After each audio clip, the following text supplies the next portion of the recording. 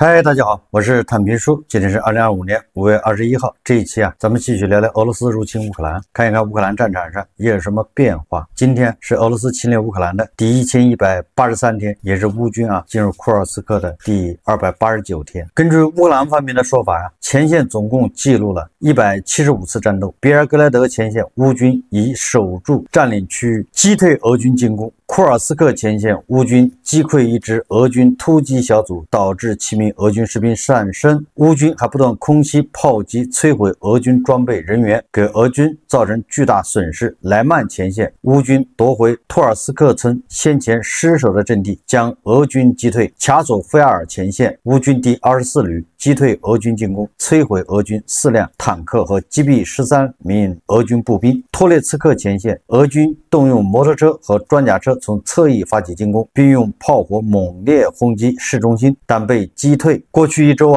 俄军发动至少170次突击，未能取得进展。俄军试图攻占一座仅有48名居民叫托列茨克定居点时，损失5万名士兵，长达10个月的攻势仍未取得突破。波克罗夫斯克前线，乌军击退马利尼夫卡以北的俄军进攻，还夺回了巴哈特尔，正积极实施反击。乌军摧毁一次俄军进攻，导致127名俄军士兵丧生。俄军不计代价的攻击变成死亡登陆。根据乌克兰方面说法在库尔斯克州乌军已经包围了乔特基诺镇。这个守卫乔特基诺镇的这个俄军士兵目前恐怕凶多吉少恐怕也只有投降的份儿。这是战场的一些情况双方战线变化不大。我们再看看这个外交以及国际援助。欧盟本周将建议7国集团将俄罗斯海运石油价格上限从每桶60美元下调至50美元。这是路透社报道欧盟经济事务专员瓦尔迪斯东布罗布斯基表示，他将在本周与加拿大召开的7国集团财政部长会议上提议下调目前对俄罗斯海运石油设定的价格上限。据记者掌握的知情人士透露，此次拟议的调整幅度为每桶下调10美元。这是欧盟委员会在第18轮对俄罗斯制裁方案框架下提出的问题。这个可以说进一步收紧了勒在俄罗斯脖子上的绳子。芬兰政府计划将其冻结的俄罗斯资产所产生的利润9000万欧元向该国国内的军工产业下单，采购弹药供应给乌克兰军队。挪威王储哈康抵达基辅进行访问，这是全面战争爆发以来第一位访问乌克兰的王室代表。王子已在胜利天使纪念碑附近悼念莫什春遇难者。此外，行程还包括与乌克兰官员、挪威合作伙伴会面，并参观在南森计划支持下实施的项目。这个挪威对乌克兰的援助也是力度非常大的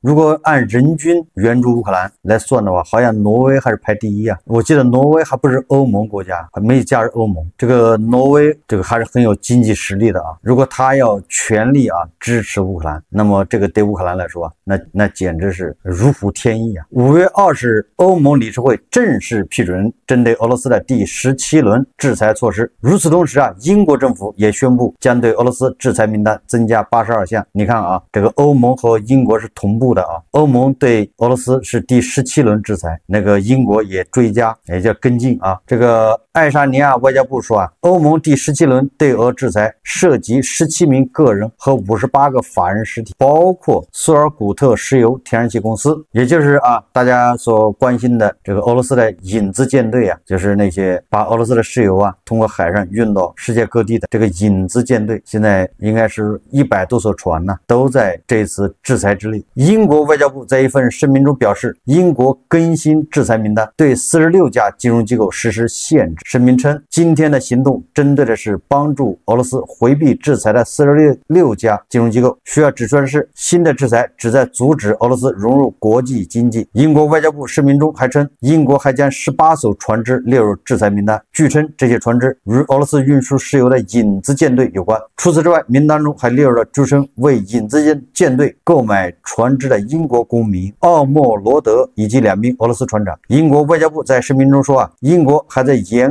格管控石油价格上限上面与伙伴合作。你看看这个欧盟和英国继续加大对俄罗斯的制裁力度，这个第18轮制裁又在酝酿之中刚才咱们也说了，英国财政部强调这些新制裁将进一步孤立俄罗斯经济，并破坏俄罗斯的收入来源。5月20日，据韩联社报道国际刑事法院前院长宋向先在12日举行的一场国际会议上提议，乌克兰应以支持俄罗斯为由向国际刑事法院起诉朝鲜。宋向先称作为受害方，乌克兰政府有权向国际刑事法院对朝鲜提出申诉。虽然由乌克兰直接提交申诉最为理想，但国际刑事法院也有权独立启动调查。这个朝鲜向俄罗斯派兵这个是俄罗斯、朝鲜对吧都已经承认了的，这是板上钉钉铁证如山我想这个事情如果就这么算了，那只能说明这个欧洲非常软弱。欧洲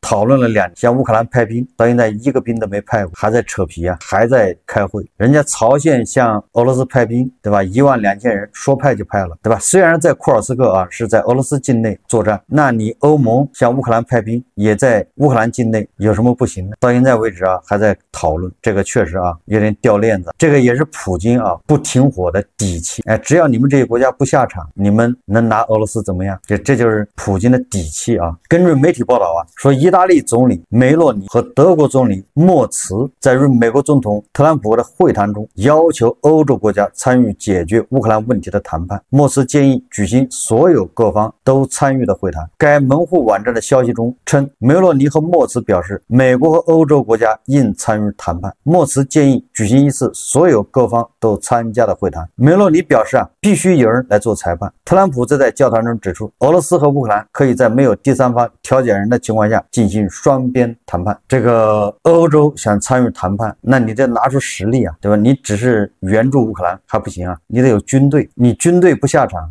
你怎么谈判呢？你谈了又有什么用呢？那么这2天最火的就是特朗普给普京打电话，双普通话。这个虽然特朗普在给普京打电话之前先给泽连斯基打了电话。这个泽连斯基他也对媒体说他在跟特朗普第一次打电话的时候，就是特朗普给普京打电话之前先给泽连斯基打了个电话。那么泽连斯基在这个电话里面说3点诉求，第一个是必须实现停火，对俄罗斯实施制裁，以及美国不要在没有乌克兰参与的情况下，对于乌克兰相关事宜做出任何决定。大家看视频У мене сьогодні було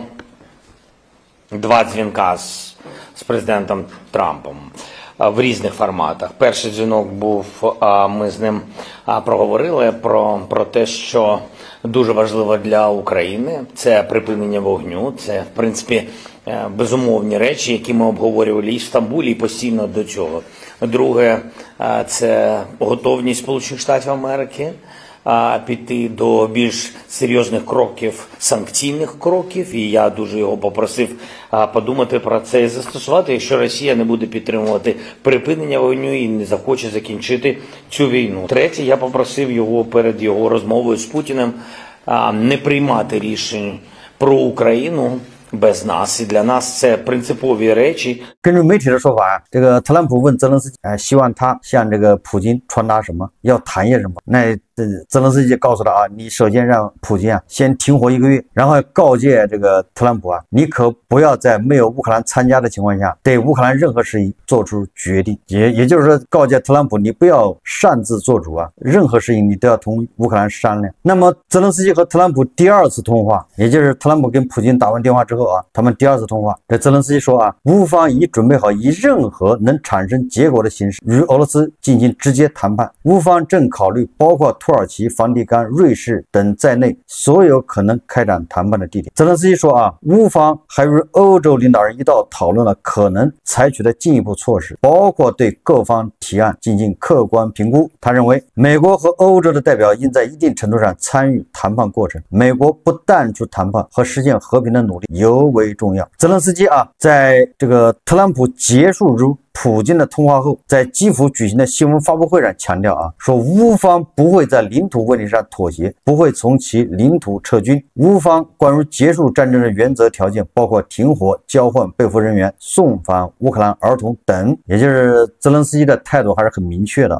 这里面关键一点是泽连斯基一再说美国不能在和平努力中退居次席，这一点至关重要，是因为唯一从中获益的就是普京，也就是从泽连斯基的角度，他一定要拉住美国。我们再看看这个特朗普态度特朗普跟这个普京通完话之后这个俄罗斯和美国分别向记者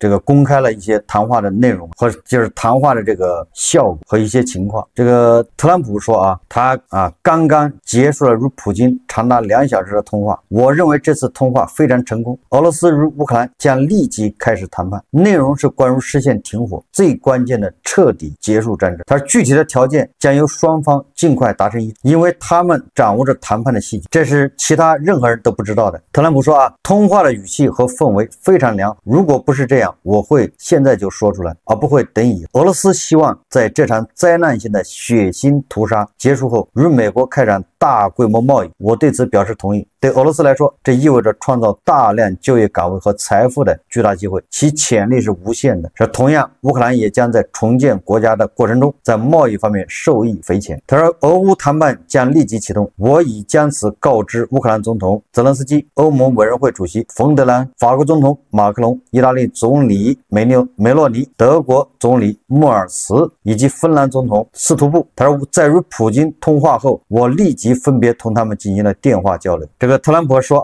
他说这个跟普京两人互称对方的这个昵称普京称特朗普叫唐纳德，特朗普称呼普京叫弗拉基米尔，两个人显得关系很近根据媒体说双方打电话都舍不得挂电话，都说你先挂，这听着好像挺奇怪的，好像你先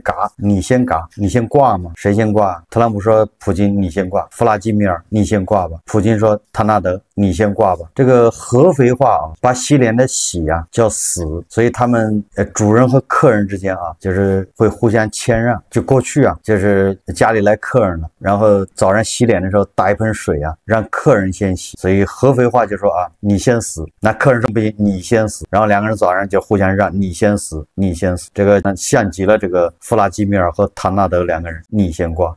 美国总统特朗普于当地时间5月19日与俄罗斯总统普京就俄乌问题通电话，今日俄罗斯披露通话中的一些罕见细节，他们互称唐纳德和弗拉基米尔两人都不想先挂电话。特朗普对普京说弗拉基米尔你可以随时拿起电话，我会很高兴与你交谈。等到弗拉基米尔每次打电话的时候，对方都是提示唐纳德正在打高尔夫唐纳德拿起电话的时候，对吧？俄罗斯那边传来的这个提示就是弗拉基米尔正在撸铁不方便接电话。就更让人吃惊的是，特朗普自己说他说弗拉基米尔告诉他更尊重第一夫人梅拉尼亚，对他的好感超过他本人。也就是弗拉基米尔跟唐纳德先生说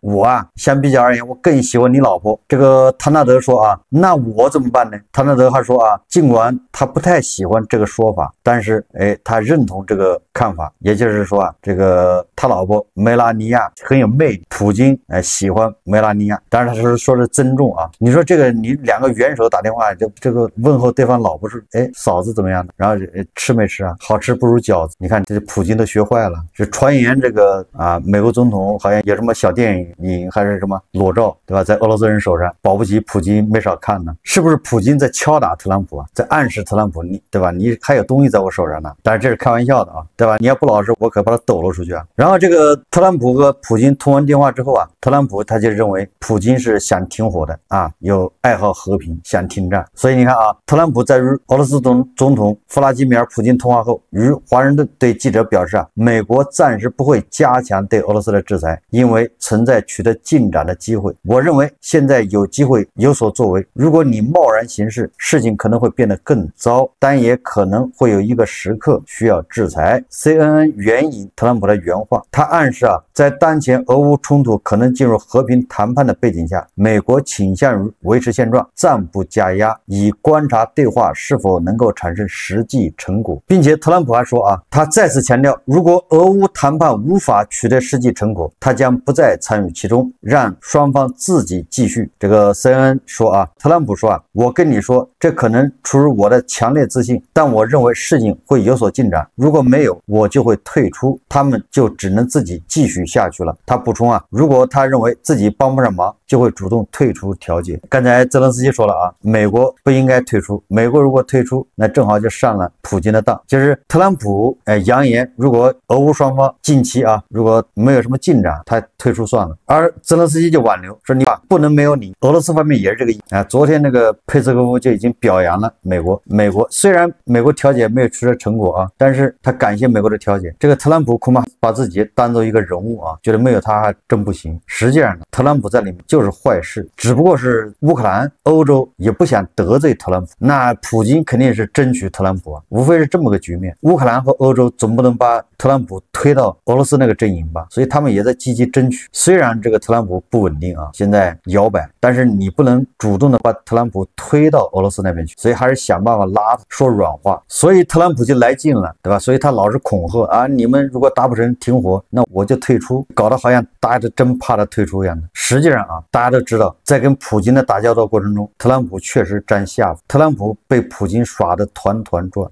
至少目前是啊，你说以后会不会大反转？那是以后的事情。至少现在特朗普表现出来是被普京牵着鼻子走，因为你看特朗普啊，早在1个多月以前就提出无条件停火30天，就双方都停下来，咱们再谈判。那泽连斯基第一个响应，对吧？无条件停火，谁不同意啊？是普京。普京找各种各样的借口，他就是不同意停火。特朗普一点办法都没有。就这样，特朗普还认为普京啊，愿意停火，他相信普京，所以说他被普京啊牵着鼻子走，耍得团团转。包括这一次啊，跟普京打电话，打了2个小时05分钟，然后特朗普向全世界宣布啊，谈话非常顺利，俄罗斯与乌克兰立即启动停火谈判。实际上，这个对普京来说又是缓兵之计啊！你想达到停火是不可能的。普京说边打边谈，普京说了，要想停火的话，必须达成协议，协议签了之后，咱们就停火了。那这个签这个协议什么协议啊？至少目前来看啊，是要求乌军呐从乌东4个州撤出，从自己的领土上撤出。你说俄罗斯他已经占的地方，你说俄罗斯他在那赖着不走，还有的说俄罗斯还没占的地方，赫尔松对吧？这个右岸扎波罗热一部分，这些地方俄军还没到呢，居然要乌军拱手相让，你这简直是，这不是白日做梦吗？你说这怎么谈呢？普京说了啊，达成协议那就停火了，那你说怎么可能？泽连斯基要求是先停火，后面慢慢谈，所以鸡同鸭讲。这个普京啊忽悠特朗普说他要跟乌克兰要签一个叫停战备忘录，